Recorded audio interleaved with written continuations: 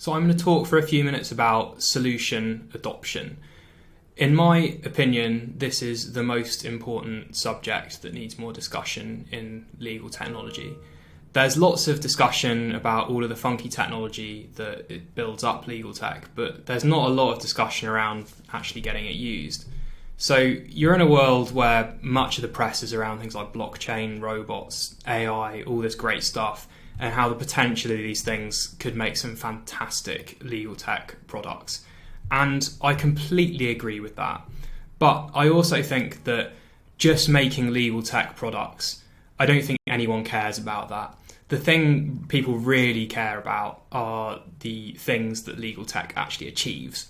And you can't achieve anything with legal tech unless it's actually used. And I've seen so many examples of what I call the graveyard of unused legal tech, where legal tech goes to die because people have focused far too much on the blockchain and AI that have made it up rather than the value that it actually delivers to people. Within companies, this is often known as shelfware. So technology tools are bought in, they're put on the shelf, they're never used, and they're left to die, basically. And you might think, so what? You win some, you lose some. But this is a real problem in the legal industry.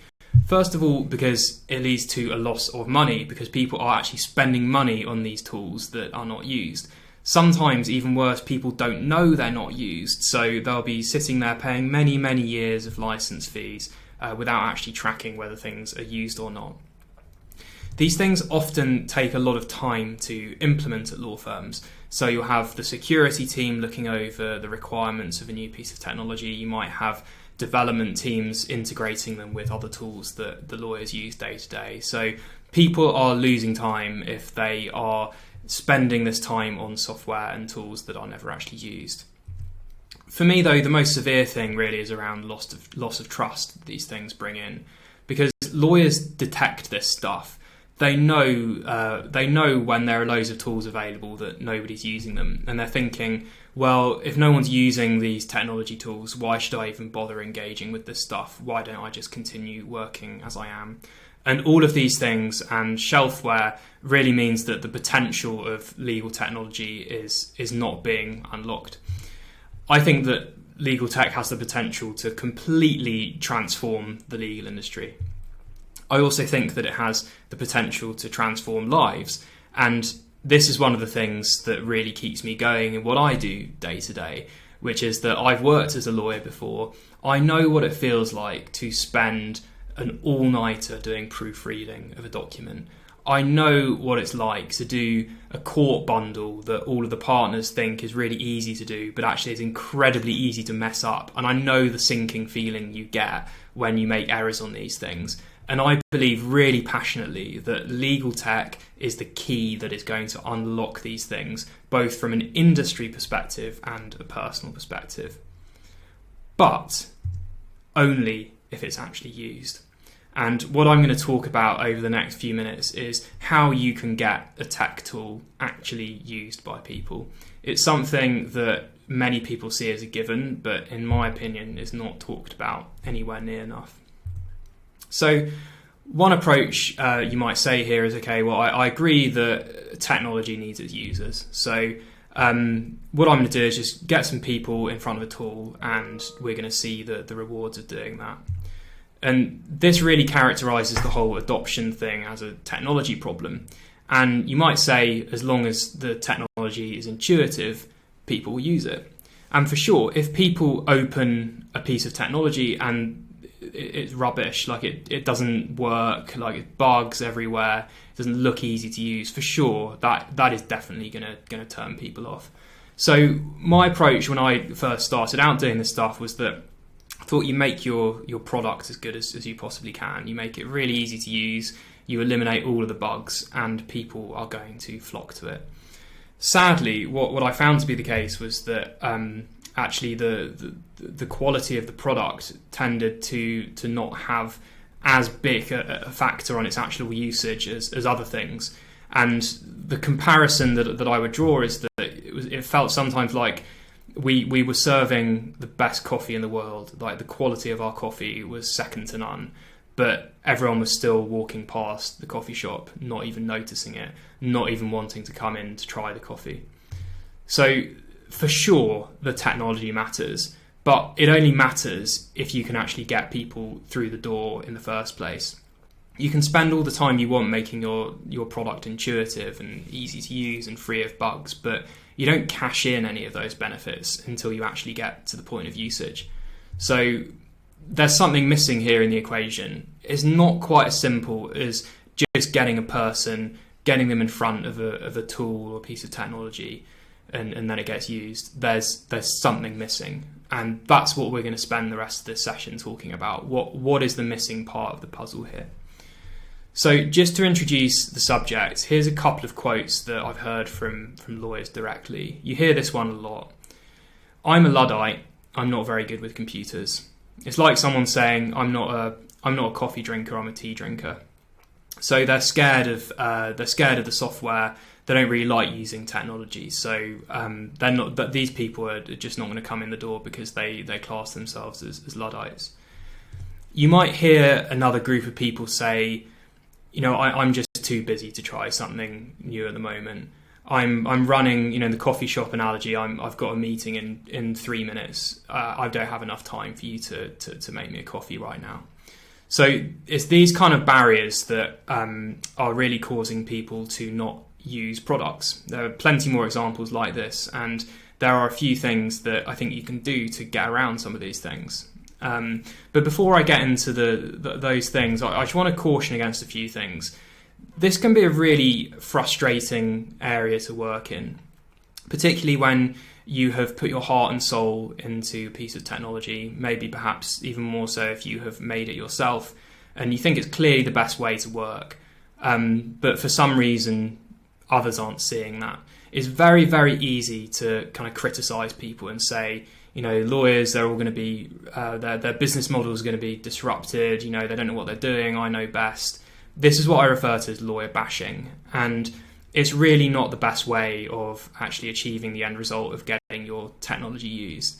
You really need to be building trust in these examples. The lawyer needs to see you as kind of having their back on this stuff. And if you start criticizing them, then that doesn't go down well, and it's gonna make it even harder for you to get adoption of your solution. The other thing you need to be careful about is preaching. So you've probably done some analysis on why a certain way of working is better than another one.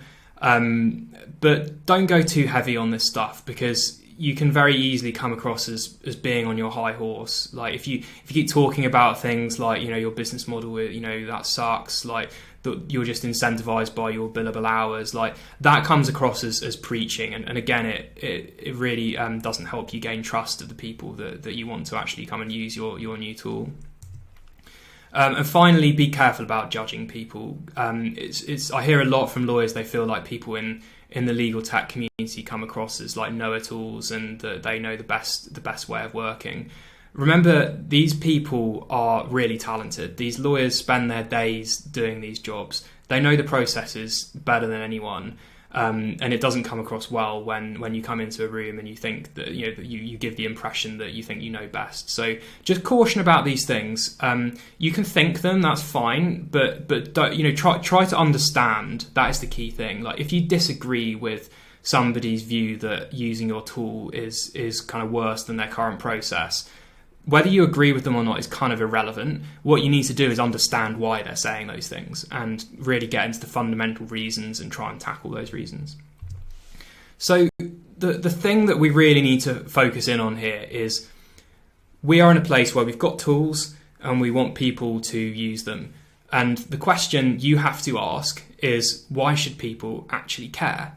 And if your tool is not getting as much adoption as you think it should, then the answer is probably that people don't care enough. And either it's because your tool doesn't solve a significant enough problem for them, or you are not giving the right incentives to change. So one thing that I find people say is something along these lines. These tech people don't realise that we will never adopt something new unless we can see that the value of it outweighs the burden of changing the way we work. So just to unpack this quote a little bit, I've got a graph here of efficiency against time, and the idea is that over time you become more efficient. Now, of course, if you just stick working the same way you have done over the years, you are going to get no improvements, or at least no noticeable improvements in efficiency. The time will go on and things will stay the same. And the promise of legal technology is somewhere up here. At some point in the future, things will become more efficient because of legal technology, and there's a better way of doing things. But the problem is that this is going to happen at some future point in time, and people aren't here yet. And when you start introducing new technology, you'll find that there's a period where it's first introduced where people will actually be a bit less efficient. And that's because they have to get their heads out of the current process they're doing and learn a new one. It might be learning a new tool, all that kind of thing. And that's done at a personal level. But if the tool is going to be used among other colleagues, then you've got to repeat this process and get lots of other people in the team learning the new tool as well. So don't be surprised if in the first instance actually your new tool is a less efficient way of doing things than people are doing now, because you've got to invest an upfront cost in getting people to learn the tool. But at some point, hopefully the tool will get adopted and people will learn it. And at that point, you start seeing the improvements in efficiency. But the problem is that until you get past these stages where the new process is less efficient because people are still learning it, you're very much in what I call the zone of apathy. And lawyers are often invested in kind of the immediate project at hand. So their kind of immediate goal will be to complete the project they're on or to complete the particular task they're on. And anything that makes them do that slower is going to be really hard to sell to them because they're in the zone of apathy, because they don't know the new process yet. So the key question is, how can you make a compelling enough pitch to people that they care enough to think that it's worth crossing the zone of apathy? How can you develop some sort of long-term incentive and sell a vision to them that makes them see the value of at least the inefficiencies in the initial phase? There's a quote here from Mario Cortez on how you might do this, and he said that a good teacher will lead the horse to water, an excellent teacher will make the horse thirsty first. Now, I don't think that teacher is a good word here for reasons I've said already, which is that I don't think that in these approaches, in these situations, it's good to come across as kind of someone who's teaching lawyers how to do things. So I might just change the quote a little bit and say that a good innovation person will show the lawyer the tech. An excellent innovation person will make the lawyer see the value of it. And I think of this less in the sort of the teaching scenario, but more unpacking the benefits of a tool, which is quite hard to do for a lot of people if they don't have time. And that really is kind of like a specialist skill that I think is particularly important for lawyers to have in the innovation world. So we talked a minute ago about what this missing piece of the puzzle is here. What do we need alongside a person to use the tech and the tech itself? And for me, it's this question: it's why should I care? What things can you put in front of somebody to help them cross this zone of apathy and actually invest a bit of time in learning something new? But the first question really is who are we talking about here? Because it's very easy to take a one-dimensional approach to these things. Like, I've talked about lawyers quite generically so far, but there are loads of different types of lawyers. There's lawyers from different countries, lawyers from different practice areas, lawyers from different types of law firms, lawyers that serve businesses versus consumers, and you need to make sure that you're understanding these people properly. The example I'm going to take here is you'll have a tool that might be predominantly used by associates, but you might also need to sell the partners on the benefit of this tool if they need to use it, or you might also need to sell the trainee on the benefits of the tool as well. So what you could basically got to do is answer this question: why should each of these people care? Because the incentives for each of these people are going to be different, although they are related, as we'll see in a second. So quite a useful way of unpacking this question is to ask yourself two things. Let's take the example of an associate. Why should this associate care? I like to ask two questions. So question number one: who is telling this associate to change? This is known as a push factor or a top-down incentive. So this is a great one to establish if you can get it. You can't always get it, but if you can establish some sort of situation where somebody is actually telling the associate to use this new tool, then that's very compelling. The second thing is what's in it for me. So in terms of the work the associate does, on a personal level, why should they care about this? This is kind of often known as the bottom-up approach or the pull factor. So what are the more personal factors? What are the more personal factors that are going to bring this person along on the journey to change? So let's deal with the first one here. Who's telling the associate to do it? And first question is like, who's the person who's going to be telling the associate? Well, often it's going to be a partner, because the partners are kind of responsible for the associate. So there'll be other people. It might be like management bodies in a law firm, might be regulators, etc. But let's just keep it simple and focus on partners. And there are two examples I'm going to give here. There are plenty more. First one, partners care a lot about profit. So they're judged often by the money they bring into the firm and the profit they make for the business. So if you've got a tool that is going to increase the partner's profit, it's probably quite a compelling reason for the partner to tell the associate to use it. So the issue here is one thing that partners often can't reconcile with legal tech is how it fits into their business models. I hear this an awful lot, and let's just unpack this. I've got a graph here of time spent on the bottom, and I've got profit on the left. And I've got a blue line here that is labelled uncapped billable hours. This is illustrating the standard way through which lawyers make money, which is they charge by the hour or by 6-minute intervals. They have an amount they charge per hour, and then the times the number of hours they spent by their relevant fees, and that is the bill. And in a situation where the bill is just presented to the client and the client pays it, time spent is directly related to profit. So the more time you spend on something, the more profit you're going to make. Very, very difficult to see how efficiency, on how legal tech tools, if they bring efficiencies, can really help here, because in a business where time directly relates to profit, reducing the amount of time people spend reduces the profit as well. So this is a very difficult situation. But there are situations where you might have different fee arrangements. So we dealt with, in the last slide, the uncapped fees, where the law firm basically charge what it wants. But more and more you see these examples of where you have these fee arrangements subject to caps. So for example, a law firm can charge whatever they want up to £20,000, but after that point they don't get to charge for it. Or where the client has simply decided in their head that they're going to start challenging the law firm's fees if they think they're too expensive. And what I've tried to illustrate in this graph here is that this kind of apex of the triangle here is where the client either has a cap in place or where they're starting to challenge the fees. So in other words, the client doesn't want to pay any more than this amount here. And if they're not going to pay any more, then the law firm is spending time on something and they're not able to charge it back. And that results in a direct loss of profit, because you could be deploying those associates to matters or projects where they can charge their money. So this is where efficiency could help, because if you can cause the fees to kind of come under the cap or under the amount that the client thinks is kind of their maximum they will pay, then that's a great thing, and you are actually directly deploying your lawyers to do stuff profitably. So this is an area where you can keep legal spend under the cap that the client is willing to pay.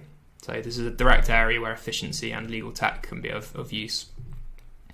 There's a third example where this is a bit more apparent though, which is in the context of fixed fee work. So this is where you agree that the lawyers are going to charge £20,000 on a matter, and the amount of time they spend on it is completely irrelevant. And here, this is a complete opposite situation to the billable hour model we explored at the beginning. This is where the more resource you put into the deal, the more time you spend, you get your associates to spend on something, the less profitable you are effectively. So this is where efficiency and legal tech potentially has a huge impact, because the quicker you are to do things, like the fewer hours you spend on something, the more profitable you are. Because if you start incurring more time than the fixed fee is, that is when you start losing money. So the fixed fee work is where time spent is inversely proportional to the profit that you make. So the key thing here is that although there are obviously difficulties around fitting legal tech in with a pure uncapped billable hour model, there are probably more areas than you think where legal tech does actually affect revenue, and it's in those areas where clients have fee caps in place, where they are complaining about fees or unhappy with the costs, or where there's fixed fee in place. So when we're thinking about what are we going to get? What are we going to do to get the partner to tell the associate to use a new piece of tech?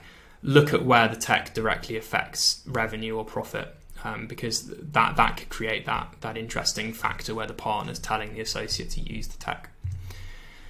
The next thing that is important from the kind of like partner telling the associate to do stuff perspective is the client experience. And you hear from partners all the time things like, nothing matters more than my clients. The client's experience is second to none. This is basically the partner looking good in front of the client. And they do that because they're going to get more repeat business from the client, and they're going to get references to win other work. So things like quality of work product. So if you've got a legal tech tool that can help lawyers create work product that's a bit easier to read than a Times New Roman memorandum, like in diagrams, for example, that's something that can make client experience a bit better. Similarly, if the client's finding that you're always sending loads of emails all the time because no one knows who's responsible for what, because you don't have a decent way of managing workflows, being joined up on these things and not making mistakes on them is going to make the client feel more confident in your services as a legal advisor. So these are two examples. There are loads more. If you can offer like a more profitable way of doing things, and you can improve the client experience, and you can do those things through a new piece of technology, the partner is going to encourage the associate to use it because you've generated an incentive for the partner there. So we'll come on to the second factor here. We've talked about the who's telling me to do it. Let's talk about the what's in it for me. What this really comes down to is solving problems, solving pain points for people in their everyday lives. One thing I heard a lot from lawyers is things like the IT teams dumped the tool on us without giving us any context on how it was relevant to our work. The example I want to give here is around email. So there's a big drive at the moment to try and help lawyers transition from emails into something like Microsoft Teams. And I, for one, am a big believer in this because I think there are so many efficiencies that Microsoft Teams can bring and so many stresses it can solve for people. But the challenge is, how do we communicate that to associates? How do we get the associates to believe that there's something in it for them to try this? One potential way of doing this is to send out a message to them to say, hey, Microsoft Teams is now available for you to use to chat. This kind of approach leads to shelfware, because immediately you're leaving people confused. Like, what is this Microsoft Teams thing? What does it do? Why should I care? You're not answering the question. You're just telling people a tool is available, and you're not at all addressing the problems that it's going to solve for them. Another approach might be to do something like this. You know, when you're emailing people and your emails are 30 seconds apart and all the emails cross with each other, and you know when it starts bunging up your inbox and you have so many emails that you start to miss things, and when you want to have side conversations during a court hearing but email is too slow, we've got this new tool that will help with these things, and it's called Microsoft Teams. What we've done here is we've not just mentioned Microsoft Teams, but we've mentioned the context in which it can be used and the everyday pains and problems that it can solve for people. The truth here really is that people don't care about technology. They care about what the tool achieves for them. And in order for you to know what these tools can achieve for people, you have to spend a lot of time talking to people and understanding how they work now. What are their everyday pain points they experience? Probably another subject to talk about, but doing that process is really key, because unless you do it, you're not going to be able to give the context around these things and why people should care about them ultimately. So that at a very high level is the kind of missing link here. It's the technology, it's the users, but it's also the incentives, and specifically who's telling people to use it and telling people what's in it for them. And this is not a straightforward exercise. It can be very complicated. There's a bunch of other things as well when you're talking about solution adoption. They really all come down to confidence using the solution, I think. For example, who do people call if they have a problem using the software? How do they access it? How do they get training on how to use it? Is it free to use? All of these things, really important to provide clarity and confidence whenever you're looking to introduce change into people's workflows. So to summarise, I firmly believe that technology is of no use when it's sitting on a shelf. I think that there's huge promise in technology, and I think it can be transformative for the legal industry. But equally, I think the only way that it can actually deliver that value is if it's actually used. And in my opinion, we've had quite a few years now of talking around all of the things that make up a piece of technology, and there's too much hype around technology for technology's sake. I think we need to get stuff adopted, and I want to encourage more conversation around how we can develop the incentives for people to make use of all of these fantastic tools that are now available in the Lawyer's Toolkit.